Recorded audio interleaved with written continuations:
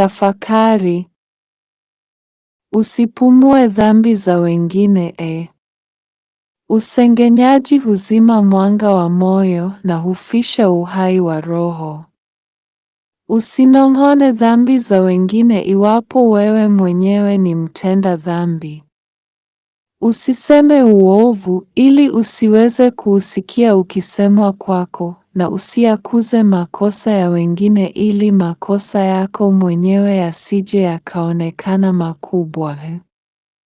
Ewe mwana wa kuwa, ungewezaje kuyasahau makosa yako mwenyewe na kujishughulisha na makosa ya wengine? Sala.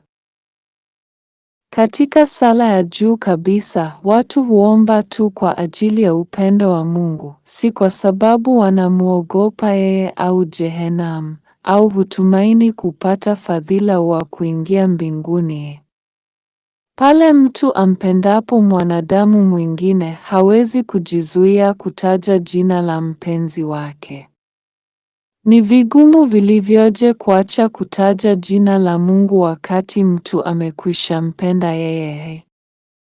Mtu wa kiroho hapati furaha kabisa katika chochote kile ila katika kumbukumbu ya Mungu.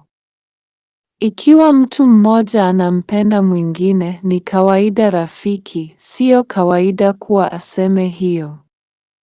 Ingawa yeye anajua kwamba rafiki anatambua upendo wake, kwani yeye hapendi kumwambia juu ya upendo wake.